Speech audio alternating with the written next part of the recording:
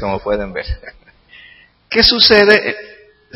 Transcurren 2 años, o sea, la iglesia se queda prácticamente sin personal misionero porque David Watkins era el único.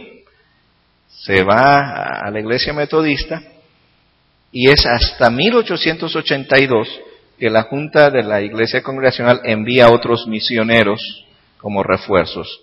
Y en febrero llega Mateo Crawford, y en noviembre de ese año llegan otros misioneros de nombre Enrique Bissell, Isabel Atkins y Juan Howland. Llegan uno a principios de 1882 y otros a fines de 1882. Yo tuve oportunidad de conocer a un nieto de Enrique Bissell. Me invitaron a dar una conferencia en un evento en Estados Unidos de misiones, y él se acercó. El nieto venía como misionero de Filipinas, y pues para mí fue motivante por 2 razones. Uno, pues ver que el ejemplo del abuelo sigue impactando la vida de su familia, porque su nieto estaba en el servicio misionero en Filipinas. ¿No es interesante eso? ¿Verdad? Eso es lo que le pido al Señor, ¿verdad? Que mis hijos puedan dar su vida al servicio del Señor. En algún momento de la forma que Él considere mejor, puedan servirle. Y también pues conocer a alguien, ¿verdad?, que representaba a esa familia. Para mí fue interesante. En 1882 también se inicia el trabajo en Chihuahua. Y ahí el misionero que inicia el trabajo es Santiago Eaton. ¿Sí? En 1887, Mateo Crawford se traslada de Guadalajara a Sonora y comienza la labor misionera en Sonora. Si ustedes ven, ¿sí?, soy muy mal dibujante, así que les voy a agradecer su paciencia en esto, ¿verdad? Pero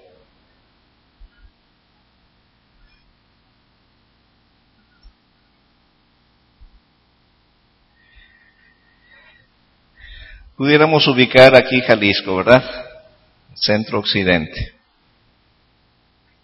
¿Y a dónde se trasladan? A Chihuahua, ¿verdad? Y de ahí a Sonora. Qué interesante, porque del centro se trasladan al norte y comienzan unos a bajar y otros a subir, porque los de Guadalajara se van a Nayarit y comienzan a evangelizar en varios lugares. Los de Chihuahua recorren muchos lugares en Chihuahua. De hecho, donde creció más la obra fue en el estado de Chihuahua. Llegaron a establecer más de 32 iglesias ya establecidas, ¿sí?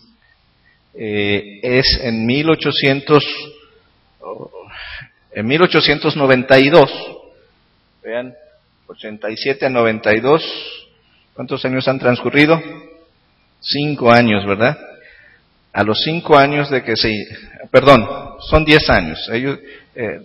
Santiago Eaton comienza en el 82 en Chihuahua. Y es en el 1892 cuando se inaugura un templo, el primer templo en la ciudad de Chihuahua. En 1893, en Guadalajara, también se consagra un nuevo templo, ¿verdad? Ahorita vamos a ver una imagen. Y en 1910 inicia la Revolución Mexicana. ¿Qué impacto va a tener esto en el trabajo misionero? Bueno, los misioneros que estaban en el país, a consecuencia de la guerra, salen del país y la obra queda en manos de líderes nacionales. ¿Sí? ¿Cuántos años duró la revolución? De 1910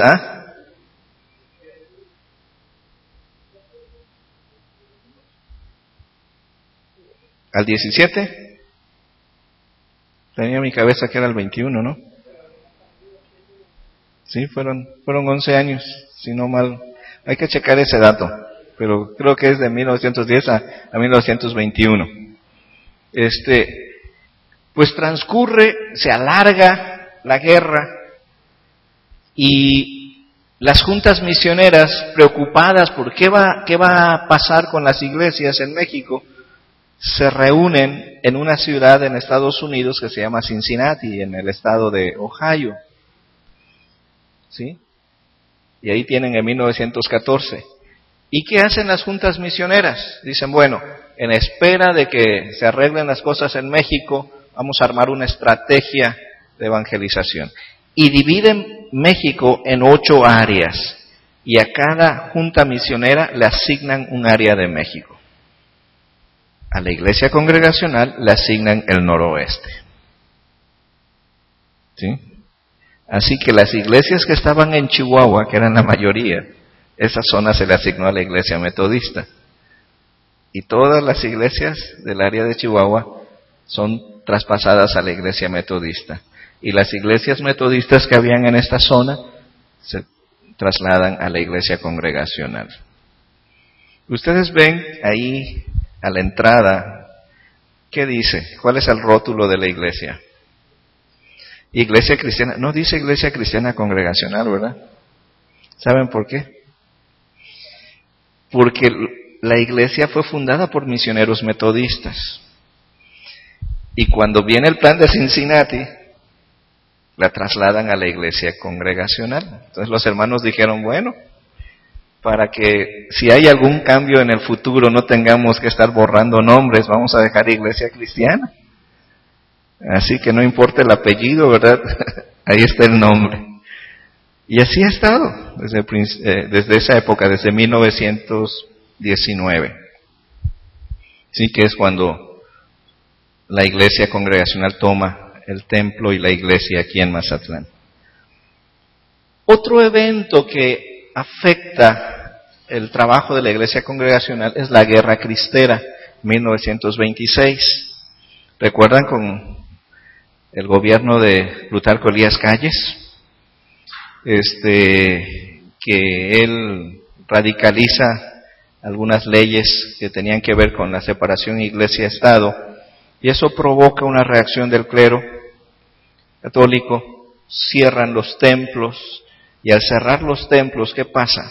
La gente no tiene dónde comulgar, y si la gente no tiene dónde comulgar, ¿verdad? Si fallece una persona y no tiene la oportunidad de comulgar dentro de la teología católica, ¿qué sucede? ¿verdad? Pues muere fuera de la gracia, porque la gracia es transmitida a través de los sacramentos. Entonces esa es una acción, ¿verdad?, que levanta a mucha gente en contra del gobierno y inicia la Guerra Cristera. Obviamente esto se da en una región de México. Entre esa región está el estado de Jalisco. Así que muchas obras que habían en diferentes pueblos de Jalisco se ven amenazadas, porque todo lo que no era católico era visto con sospecha.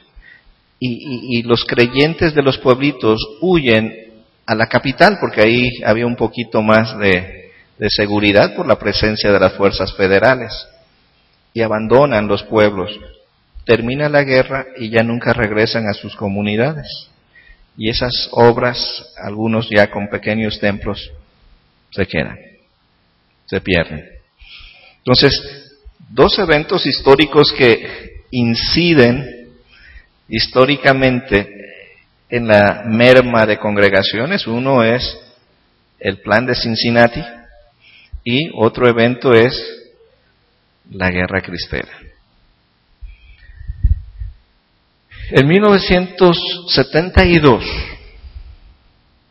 después de 100 años de presencia misionera, los misioneros entregan todo el trabajo a manos de los pastores mexicanos y salen de México.